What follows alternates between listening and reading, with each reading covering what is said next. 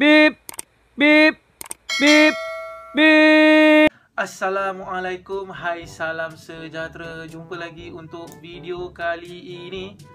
Alright, untuk mereka yang baru sampai ke channel ni atau saluran ni, nama aku Afdaluddin Zainuddin. Ada yang panggil aku Afdal, ada yang panggil aku Din.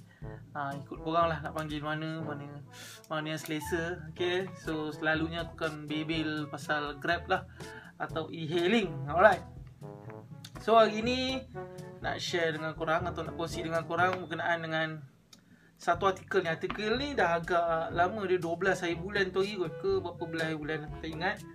So ini artikel ni dia interview lah kita punya bos besar, okay, Anthony Tan. Alright, dia punya tajuk dia adalah, ni dia punya artikel dalam bahasa Inggeris tau. So macam biasalah aku cuba menterjemah ke bahasa Melayu sebaik mungkin lah okay, dengan tajuk dia, okay, pandemik COVID-19 ni memberi pengajaran kepada Grab, terutamanya di Asia Tenggara lah. Right, banyak pengajaran dia sebabnya. Okay, ni ada point dia. Ni Anthony Tan cakap, okay, bila pandemik tu terjadi, okay, dia dah salah anggap. Okay, diingatkan pandemik tu cuma jadi dekat China saja, ataupun masalah tu mungkin terjadi dekat China saja, mungkin tak merebak sampai sekarang. Kau tengoklah habis satu dunia semua ada lockdown kan, PKP lah benda bagai kan. So diingat benda tu jadi dekat China saja, so tak expect pun untuk jadi macam ni. Okay, so bila dah jadi macam ni, dah kena ada lockdown apa, lepas tu kita tak tahulah, kena pula benda ni tak ada lagi apa nama ni, tak ada vaksin. Aku tak tahu Rusia dia dah claim dia ada vaksin ke apa, tak tahu betul ke tak. Lepas tu dia kata tak ada siapa tahu benda ni bila akan habis. Okay, apa orang kata, yelah benda ni lama lah, jadi kita tak tahu benda ni jadi ni, kita tak tahu sampai betul-betul jemput vaksin. Tu je, Rusia tu aku tak tahu betul ke hidup. Okay, lepas tu dia kata itulah disebabkan dia tak bersedia tu, so terpaksa buang 360 orang pekerja. Itu hari aku ada kongsi juga dengan korang, yakni 5% lah daripada jumlah pekerja dia. Alright, sudah ada kata lagi sini, ni sampai dia apa nama, sampai menangis. Bos besar kita sampai menangis lah mengenangkan benda ni kan. Yelah, siapa sangka, aku pun tak sangka tu benda ni ramai lah orang tak nampak. Okay, lepas tu dia kata kat sini, Grab dah di-download. Ui, ini memang banyak tu. Okay, Grab dah di-download, dia punya apps dah di-download sebanyak 198 million. Banyak tu. Banyak, ini untuk dunia, untuk wilayah Asia Tenggara lah. Okay, dan memang Grab dah dapat untung lah. Okay, dah, sebab dia daripada tahun 2012 tu lagi lah kan, daripada tahun 2012. So menjelang 2020 ni dia memang dah untung dah sebenarnya. Okay, dan Grab ni dia beroperasi di 351 bandar. Okay, bila Grab jual dia punya semua aset dekat Asia Tenggara untuk Grab ni, dan Uber ada share dekat dalam Grab lah. Right, lepas tu disebabkan pandemik juga, okay, seramai ni semua tahulah, 150,000 pemandu dia semua terpaksa jadi rakan perantar lah. Macam kita dah ada option untuk on Grab Food ke kan, Grab Express ke apa bagai kan. Lepas tu apa lagi dia kata lagi? Okay, ni penghantaran makanan menjadi perkara biasa. Okay, lepas tu GrabMart hantar barang dapur pun jadi perkara biasa kan, dan berkembang. Lepas tu pembayaran tanpa tunai, cashless ataupun GrabPay pun berkembang dengan pesat kan. Yalah, pun memang digalakkan untuk menggunakan cashless payment. Okay, lepas tu apa lagi ni?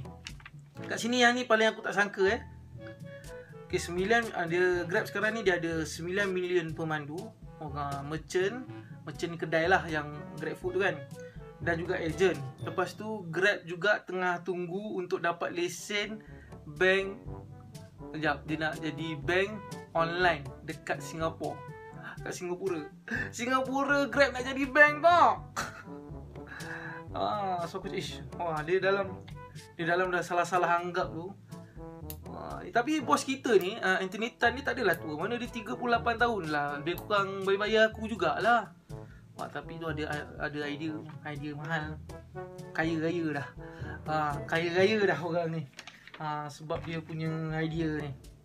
Right, okay, tu satu hal, satu artikel. Okay, Ni aku nak kongsi dengan korang satu video ni. Okay, satu video ni aku pun tak tahu apa nama kau tengok. Tak apa, kau tengoklah video ni. I dah lambat tau. Serius, I dah lambat sangat pergi kerja. You boleh tak hantar je terus I? Apa masalahnya? You yang salah, bukan salah I tau. Kan ada yang cakap satu turun bawah. Memang ada satu turun Ya, bawah. ada I cakap belok kanan ke? Tak, sekarang ni I dah diam kan. You hantar je I pergi Taipan, boleh tak? Tak boleh adik. So rude lah you. Tak apa, you boleh komplain.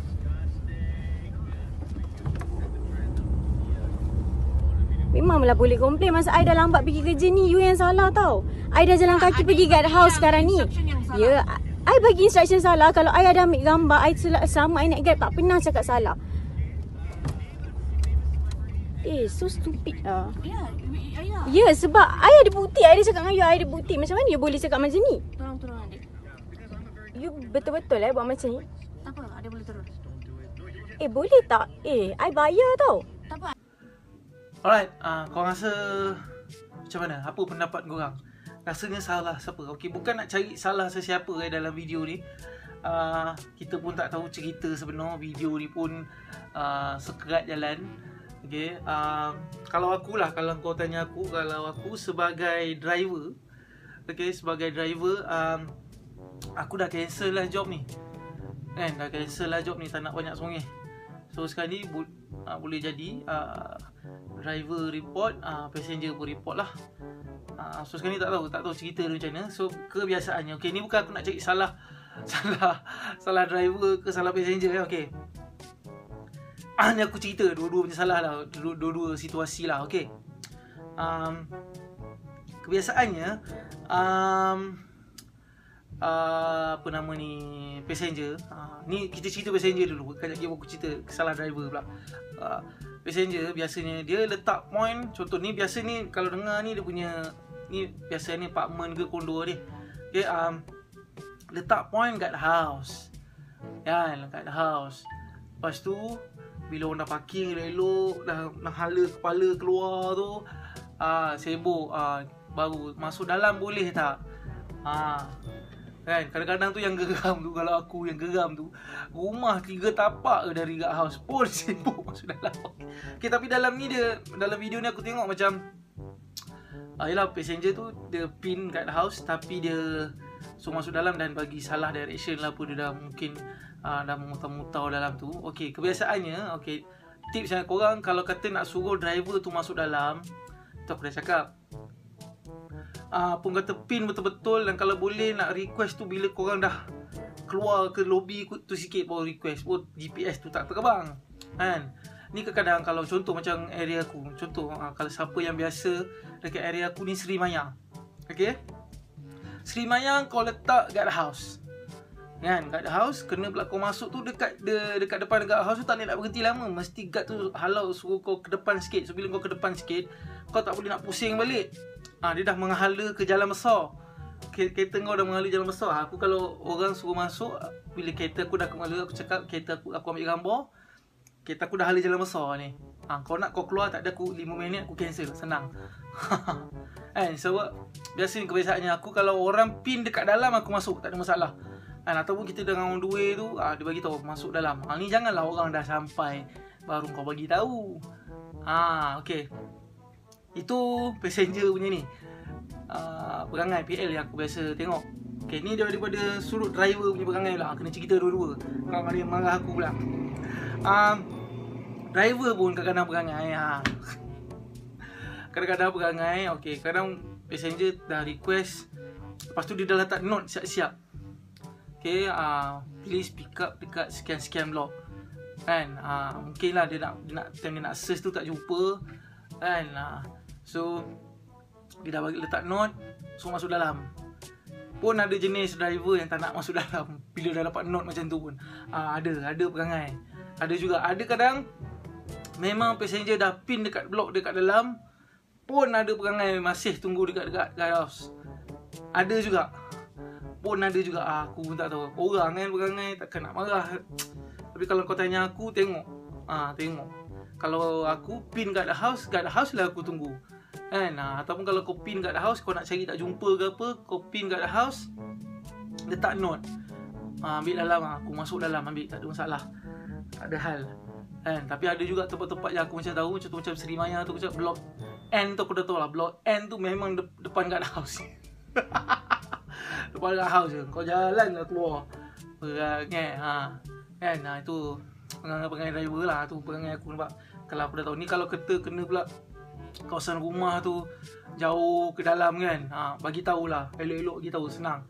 Aku pernah ada masuk satu apartmen ni dekat apa nama ni, ya Allah, dekat mana tu, mana yang dekat Mid Valley tu, Danau Desa. Aku ingat Danau Desa. Memang apartmen dalam tu agak bersimpang siur sikit, tapi passenger tu bagi aku instruction loud and clear. Alah, tadi lah motor dah lalu, kau boleh pula dah start engine tak nak jalan.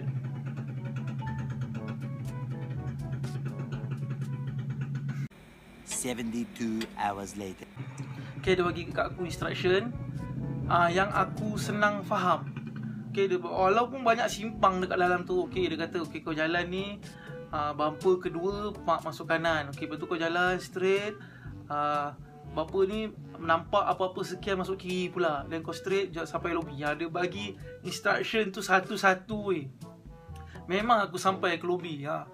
Itulah sekali aku ingat kat Danau Desa. Aku tak ingat apa nama apartmen tu, Trip Airport. Tapi bukan sebab Trip Airport aku masuk dalam, tapi sebab instruction yang dia bagi tu mudah difahami lah. Senang kena nak yang ialah apartmen yang daripada guardhouse tu nak ke dalam agak jauh kan. So bagi instruction yang senang lah, senang nak faham kan. Yang kena pula kalau kata yang banyak songeh lagi, apartmen dekat mana ni, dekat Kampung Pandan tu, benda nama. Dah lah one way dia ada berapa guardhouse dah, aku tak ingat dah lah, kena masuk guardhouse yang ujung sekali. Aku nak kena pusing. Tu kalau tak bagi instruction betul memang tak sampai lah tu. Memang pening kepala lah. Yang ni orang kata dua-dua lah kan. Atau aku cakap tolak ansur lah, pemandu dengan penumpang main peranan lah, tolak ansur lah. Jangan nak aku je betul, aku tak kira aku juga. Kan. So tolak ansur lah, tolak ansur. Alright. So ni aku nak kongsi lagi satu ni. Ni aku tak ingat aku dah pernah kongsi ke belum benda ni. Tapi kes ni sama macam kes member aku. Okay, tak apa, aku ni viral juga ni. Aku tu habis segala-gala grup WhatsApp aku semuanya viral. Okay, ni kita baca sikit ni. Okay, dia kata kat sini dia flashback. Allah, Syak. Pasal ni Syak. Syak tu. One eternity later. Alright, sambung balik. Aku tak ingat nak sambung mana-mana dah. Okay, ni kenaan dengan kes ni lah. Okay, dia kata, okay, orang aku buat sinopsis sikit lah. Okay, dia nak renew road tax, tapi tak boleh, dia ingat ada masalah ke apa kan. So dia buat dekat mana ni, dia pergi pejabat pos. Dia pergi pejabat pos, tak boleh nak renew. Apa hal ni? Yelah, sebab kalau kata e-hailing memang tak boleh pergi pejabat pos, kau memang kena pergi JPJ untuk renew okay, untuk pembaharuan pakai jalan kena pergi JPJ. Okay. Lepas tu cakap, dia pun pelik lah, apa hal nak kena pergi JPJ nak renew ni kan. Okay, dia pergi JPJ. Okay, dia pergi JPJ. Dah sekarang ni kena pula, dah kena beratur lah berbagai. So banyak lah cerita dia ni, halangan dia ni. Okay, dia dah pergi, dah sampai je dekat kaunter. JPJ tu tanyalah, pegawai JPJ tu tanyalah, kereta ni buat e-hailing ke? Lepas tu dia kata, mana ada ni, kereta dia pakai sendiri, tak ada pun pakai nak buat Grab ke apa ke. Okey, lepas tu dia kata, pegawai tu kata kereta tu dah didaftarkan untuk buat e-hailing. So tak boleh nak renew road tax macam biasa, kena pergi pos pakau apa bagai baru boleh renew lah. Lepas tu dia pelik, macam mana pula dia punya kereta kena buat ni, sedangkan dia tak ada daftar apa-apa pun. So macam mana Grab punya sistem boleh ni? Okey, tapi tu bila dia nak batalkan EVP tu pun, nak batalkan benda tu pun dia kena pergi Puspakom dan renew road tax. Tu masalahnya. Macam tu lah, itu dia punya proses. So dia dah ada buat report benda semua. Alright. So ada gambar report dia. So tu aku cakap ni, yang ni pernah terjadi dekat member aku lah. So aku tak ingat aku dah pernah cerita ke tak dekat korang. Okay, tapi dia punya ceritanya apa nama ni, dia register dengan ni, apa nama ni, Allah, kalau Uber, kalau Grab ada Alpha. Uber dulu panggil apa tak aku tak ingat, tapi Uber punya ni lah. Okay, dia register lah, dia buat Uber, dia buat Uber. Tapi celakanya perangai yang orang registerkan dia tu, orang tu registerkan sekali dia punya Grab, tapi Grab tu dia tak bagi member aku ni pakai. Dia yang pakai. Okay, orang tu yang pakai sampai kena ban lah, permanent ban Okay, lepas tu bila member aku ni memang nak register Grab, tak boleh kan, dah kena ban. Apa hal ni dah kena ban kan, dah buat report polis sama dia semua. So Grab still tak boleh nak buka account tu. Sebab Grab, sebab ada report semua tu, Grab ada bagi longgar sikit. Dia kata cik boleh, account kita boleh buka, tapi cik kena pergi kelas. Lepas tu member aku tak nak pergilah. Sebab apa? Member aku cakap kalau kata dia pergi kelas kan, Grab tu macam kena suspend ke apa, nak buka account kan kena pergi kelas kan. So dia kata seolah-olah dia mengaku yang dia kena suspend tu. So sekarang ni tak boleh nak buka macam tu juga, tak boleh lah tu proses tu. Member aku biar sampai sudah. So bila Uber dah tak ada kan, so dah ada bela je lah, tak ada layan Grab lah kan.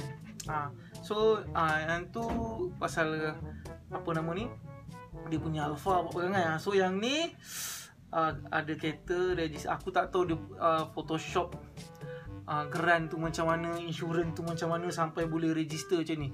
So pakai kereta lain ke apa lagi, wah lagi teruk ni tau. Ni dia pakai kereta apa ni, ada bagi tahu ni dalam ni. Allah, tak nampak lah. Tak nampak. Ni ada, dia dalam report ni dia ada. Ni Haval H2. Haval H2. So korang hati-hatilah tu. Aku cakap orang yang buat fake account ni pondek, kau tahu tak? Lepas tu Grab buat EVP pun, yelah kan driver ramai kan. So dia mana yang ada tu pump dia hantar, tak ada nak check orang tu Photoshop ke apa bagai. So dah jadi macam ni. So ni kalau kena orang yang buat ni memang ke dalam ni, aku ingat ni kes berat ni kan, fraud. Bahaya juga ni. Jelah sistem Grab tak ni kan. So sekarang ni aku rasa sistem Grab dah boleh kot link dengan GPJ ke apa. So bila nak daftar tu link betul ke tak ni kereta dia, ni kereta dia. Sebab kadang kan sekarang ni nak buat Grab kan, kalau kata kereta tu bukan apa namanya ni, bukan nama sendiri kan, kena ada surat kebenaran tu, surat kuasa, surat kebenaran kan. Tapi itulah, surat kebenaran tu pun boleh buat cak ayam je, lebih kurang je buat. Tu pun jadi hal juga ni. Aduh, orang panjang akal kan, panjang akal lah. So ni dia buat ni, benda ni kira baru tahun ni dia buat. Kira benda ni pada tahun lepas lah kot. Orang tu dah pakai dia punya details kereta untuk belasah buat e-hailing. Bahaya. Bahaya. Macam-macam lah orang sekarang ni kan. So yang ni aku tak tahu lah nak kata hati-hati ke apa. Yang ni bukan untuk driver lah, yang ni untuk Grab lah. So dekat Grab yang bahagian processing dokumen tu, aku tak tahu macam mana nak check orang punya dokumen tu, nak pastikan korang punya dokumen tu betul ke tak, atau aku tak tahu. Yang tu Grab kena fikir lah benda tu. So yang ni bukan salah driver ni. Yang ni Grab punya sistem lah. So kesian orang ni dah tak register Grab, tak register apa, nak kena puspakom benda bagai. Dah menyusahkan orang pula. Alright, okay, tu je lah. Tu je nak bebel. Alamak, peluh. Mana aku tadi nak buka kipas sebab mic ni dengan mic dekat iPhone tu jalan sekali. Aku tengah fikir. Nanti lah tengoklah macam mana nak beli sound card ke apa. Tengoklah nanti. Alright, tu je, sekian saja daripada saya, Afdaluddin Zainuddin. Jumpa untuk video akan datang. Assalamualaikum warahmatullahi taala wabarakatuh dan salam sejahtera. Bye.